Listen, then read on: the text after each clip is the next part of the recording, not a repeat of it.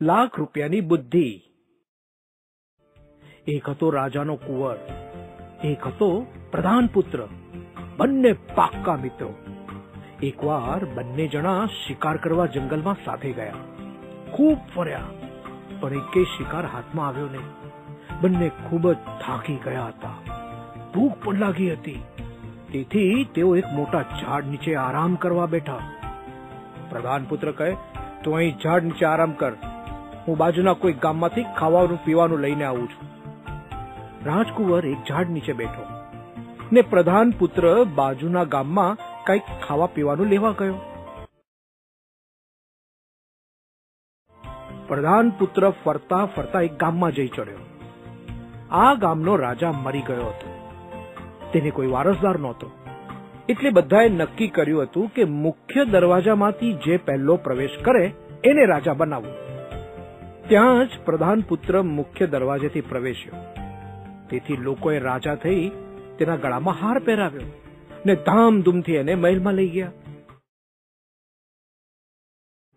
આ બાજુ રાજકુંવર વિચાર કરવા લાગ્યો, પ્રધાન પુત્ર હજુ કેમ ના આવ્યો? ધીરજ ન રહેતા રાજકુંવર પણ પ્રધાન પુત્રના માર્ગે આગળ ગયો ને એ પણ તે જ ગામમાં આવી પહોંચ્યો. ગામના પ્રવેશ માર્ગે ઘણી મોટી મોટી દુકાનો હતી, પણ એક દુકાન સાવ ખાલી ખમ. એના ઉપર પાટિયું માર્યું હતું, બુદ્ધિનો વેપાર. રાજકુંવરને નવાઈ લાગી, તેથી ત્યાં જઈને પૂછ્યું, શું વેચો છો? શેઠ કહે, બુદ્ધિ, 5 રૂપિયાની, 10 રૂપિયાની, 100 રૂપિયાની. અરે, લાખ રૂપિયાની બુદ્ધિ પણ અહીં મળે. રાજકુંવર કહે, લ્યો, મને લાખ રૂપિયાની બુદ્ધિ આપો. શેઠ કહે, પહેલા રૂપિયા લાવો. રાજકુંવરે પોતાના પાસે લાખ રૂપિયાની વીંટી હતી તે આપી. શેઠે એક કાપલીમાં લખી આપ્યું, પોતાથી નાનો હોય, પોતાનો મિત્ર હોય કે નોકર હોય, પરંતુ તે ઊંચી પદવીને પામ્યો હોય તો તેને પણ નમવું. ત્યાં તો સામેથી રાજાની સવારી આવી. રાજકુંવરે ઝીણી આંખ કરીને જોયું તો આ તો એનો મિત્ર પ્રધાન પુત્ર. ખાવાનું લેવા ગયો તેને રાજા થઈ બેઠો. રાજકુંવર ગુસ્સે થઈ ગયો, પરંતુ ત્યાં તેને લાખ રૂપિયાનું વાક્ય યાદ આવ્યું. પ્રધાન પુત્ર રાજકુંવરનો મિત્ર હતો, કુંવરથી નાનો હતો, વળી નોકર હતો. છતાંય રાજકુંવરે લાખ રૂપિયાની બુદ્ધિ પ્રમાણે નવા રાજાને નમીને પ્રણામ કર્યા.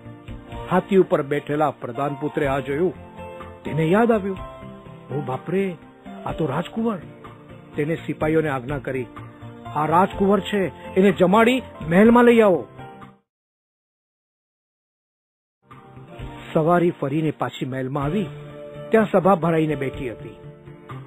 ત્યારે પ્રધાન પુત્ર કહે, ખરો રાજા થવાને લાયક તો આ રાજકુંવર છે. હું તો એનો સેવક છું, માટે એને રાજા બનાવો.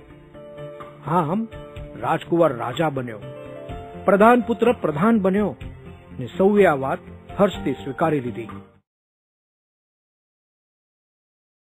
તેથી જ બાળ મિત્રો, ગુણાતીતાનંદ સ્વામીએ કહ્યું છે કે એક જણે લાખ રૂપિયાની બુદ્ધિ લીધી, તેમજ મોક્ષની બુદ્ધિ પણ અનેક પ્રકારની મોટા થકી શીખાય છે.